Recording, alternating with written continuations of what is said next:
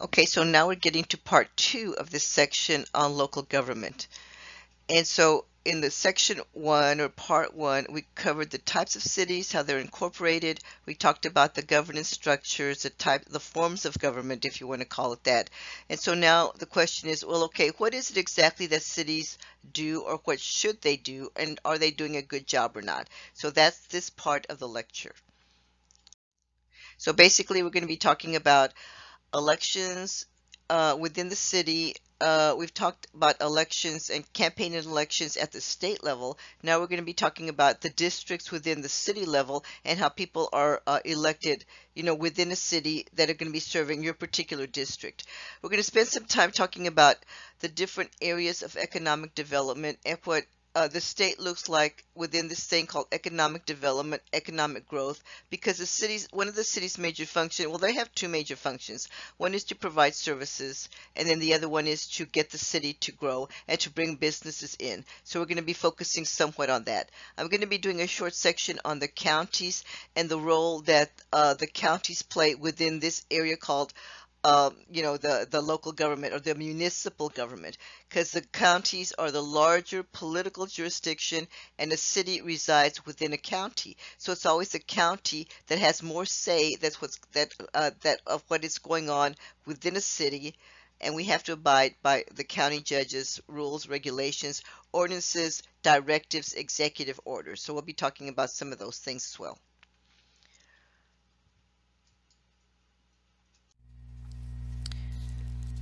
Okay, now when it comes to elections at the city level, we have different ways that we elect our city council members. The first one that I want to talk about is called an at-large system of government. And so basically these are city-wide elections. And so what happens is that if a council member is running, the whole city has to vote him in. And so the one that's elected is the one that receives the most votes, or through a plurality vote. So that's a pure at-large system. Citywide elections to vote in our city council members.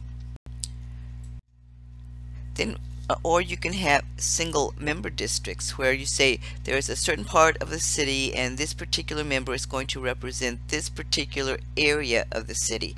So the city council members are elected from the districts of those voters, the voters that live there, the people that live in that district. They're the ones that are going to vote in the person that they want to represent that population, for the city council. So those are called single member districts. They're council members that are elected from the district by the voters who live in the district.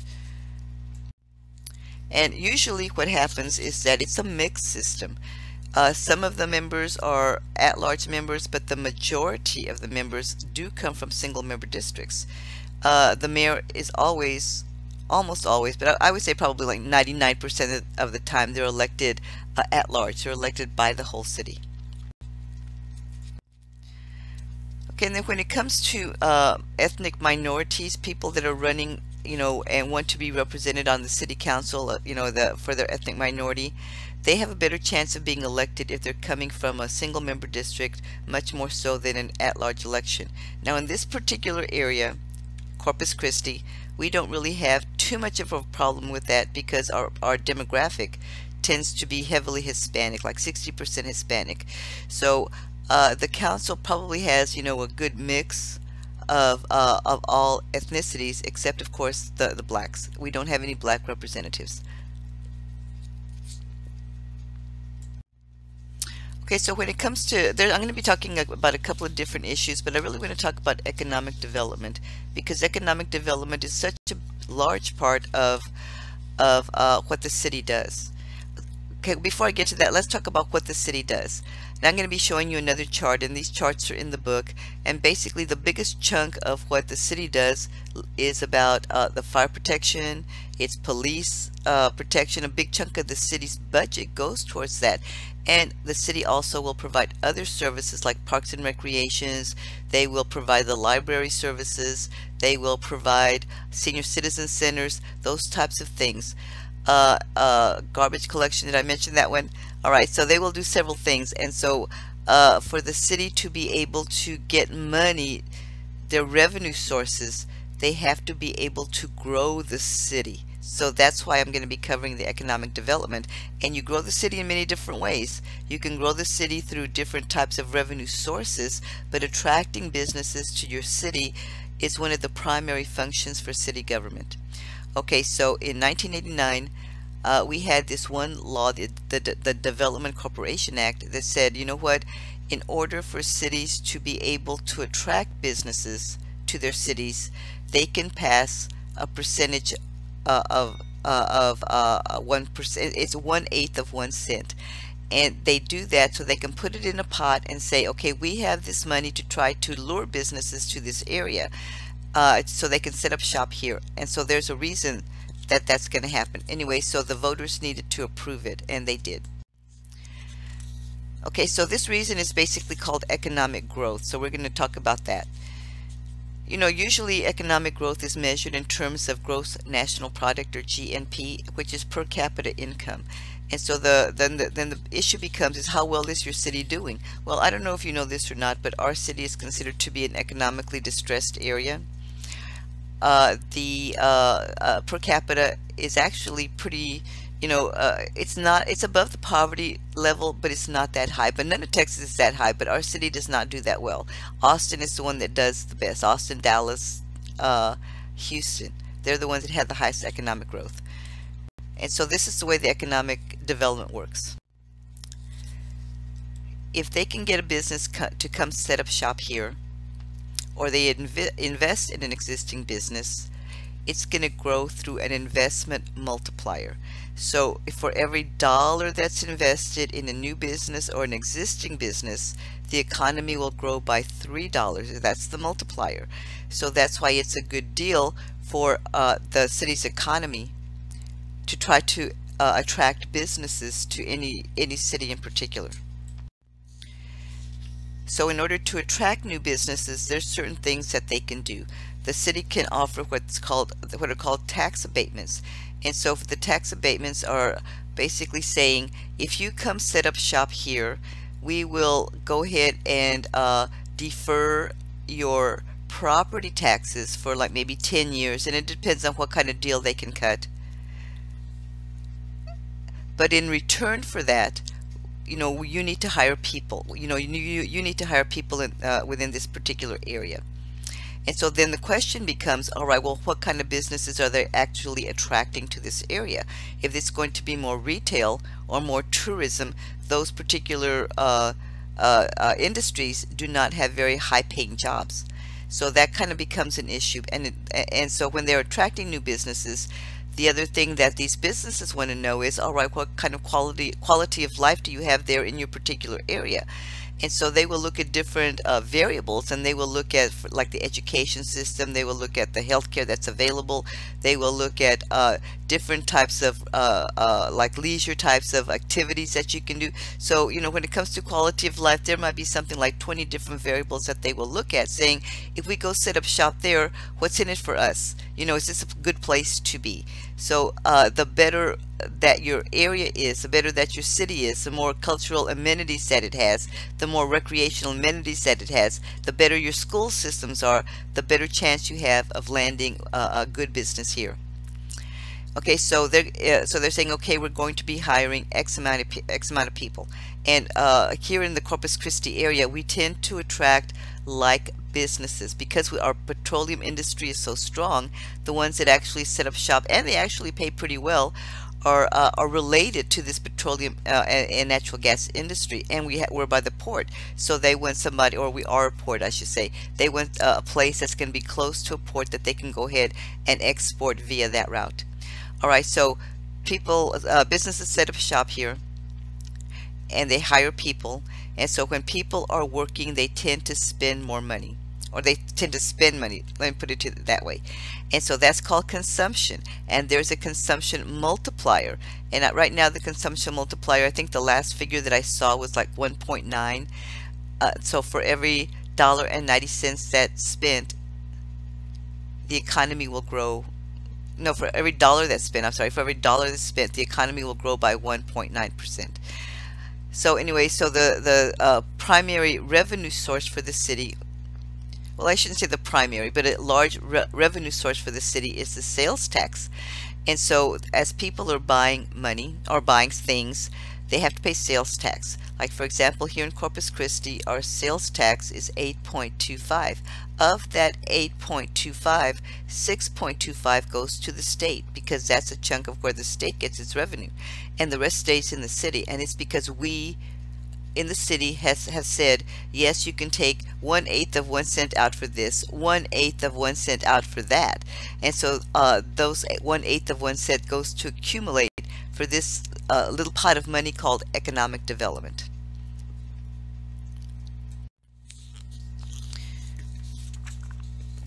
Okay, another way that the city grows is through annexation. And so what's happened in the past is that in larger cities, maybe not so much in Corpus Christi, although you can see it in Corpus Christi as well, is that there have been effects of what they call urbanization. And what that means is that there are certain areas of every city that are considered to be blighted areas, or they are like inner city areas, if you want to call them that. They're areas that are not doing too well. And so what happens is that as people have gotten educated, gotten good jobs or whatever, they tend to move to the suburbs. And so a lot of housing, new houses will develop in these suburbs. And so, usually it's like located in the center of the city, but not always. Many of the cities now have really spent a lot of money to try to revitalize their downtown area, to revitalize their near downtown area, so that it's more attractive to to the younger crowd and to the empty nesters. So that's kind of where it is right now. So people that live out in the suburbs tend to be people that want to have more property, larger houses, etc., etc. Anyway, so historically that was called white flight. The white flight to the suburbs. I want to move to an area where it's going to be mostly Anglos, that they're going to have good schools, etc., etc. That's what white flight signifies. Okay, so the annexation part of it says this. If you are within the city limits, you're going to be paying city taxes. But if you are not within the city limits, you do not have to pay taxes. And what that does is it shifts the tax burden to these lower income residents. And so what that means is that the city gets less money. And so the city needs to be able to build its tax base, and they do this through property taxes. I'm going to be explaining all of that when we get to the revenues part. Okay, with that being said, the cities were having problems because they were saying people that are living within the cities are not paying very high levels of property tax, and the cities are the ones that are suffering. So we need to do something about this. We need to be able to annex different areas, for the city to gobble them up, if you want to call them that. And so there's a way that they can do that. Okay, so this Municipal Annexation Act establishes what's called a buffer zone, or an extraterritorial jurisdiction. It's called an ETJ. It's a buffer zone. And so it can be from half a mile to 5 miles past the city limits. And so you can't really incorporate new cities in these areas within these buffer zones, because the city has maintains the right to annex that area, And so there are good parts about that and bad parts about that. Let me give you an example of this one.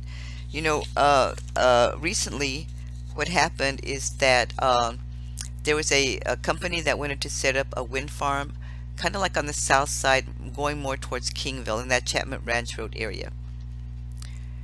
And people that are living in that area, and Corpus Christi is kind of like growing in that area as well, they were very upset because they said, if you put this wind farm up there, it's going to lower our property taxes. It's so unappealing, to see these wind turbines up there. We are not for it. We are not for it. So what the city did is that it did annex a big chunk of that as far as they could, so that the wind farm couldn't set up shop there. And this issue has not been resolved yet. But anyway, so it set up, it annexed an area. So they said, we see that Corpus Christi will probably be growing in this area, so we want to go ahead and incorporate our city limits to extend to that area as well. And so what happened is that in that area there are no city services, and there's still no city services. And all of a sudden, you know, it's kind of like they're going to have to go ahead and extend the city services. And when I'm talking about city services, I'm talking about water, I'm talking about electricity, I'm talking about paved roads, all of these things called the infrastructure. If the city is going to expand to that area, they're going to expand, they're going to have to expand their infrastructure as well. Because as it is right now, they're not paying taxes. That area does not pay taxes because it was not considered part of the city. So they annexed it in order to increase their tax base. But they're going to have to, the city's going to have to spend their money, or spend city money, let's put it that way, to go ahead and develop that area. Okay, so when different areas are going to be annexed, usually people don't get to vote on it. We, the voters, do not get to vote on it. Okay, so I was talking about the counties, so let's talk a little bit more about the counties. You know, when I talked about the court system, I told you there was this one court that's the administrative arm of the county, and it was called the Constitutional Commissioners Court, or the Constitutional County Court. And so this is the one that I'm going to be talking about now. So for the county, we have 254 counties in the state of Texas, and so they have different functions that they do, that they can do. There's some things that they cannot do. So, you know, they are the ones that establish the rights of way for highways, and that's another way of saying if there's a highway, there's got to be land that's kind of set aside, like for a frontage road or whatever. So they're the ones that will negotiate with the property owners to buy that, to establish this right of way for highways. They have a huge law enforcement component. We have a county sheriff, we have the county jail, we have county constables.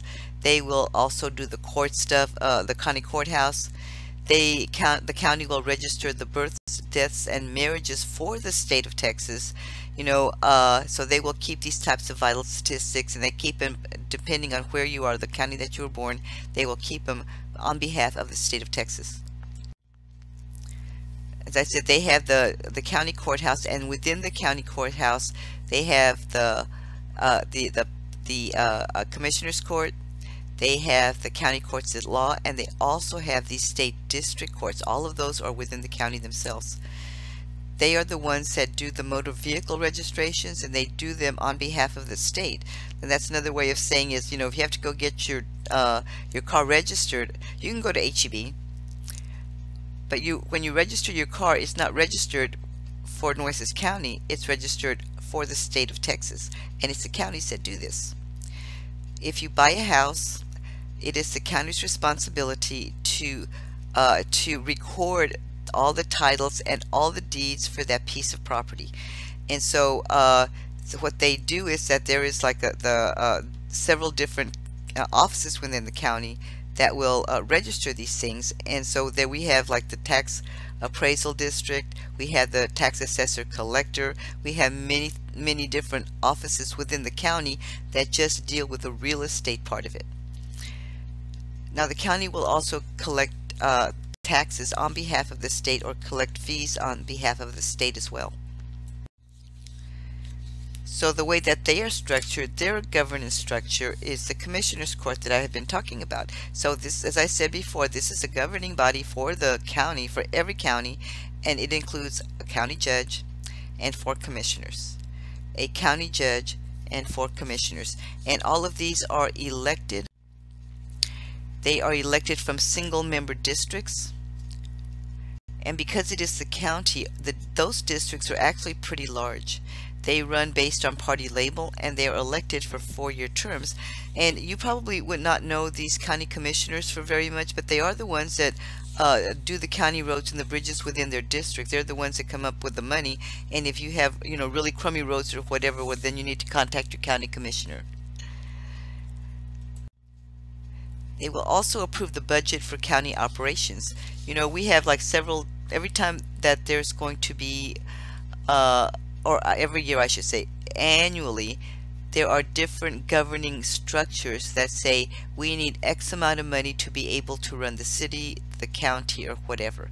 And so, you know, depending on where that money is going to be coming from, they say the millage rate, and that's what it's called, the millage rate is going to be so much for us to be able to run the county per $100,000 valuation for a piece of property.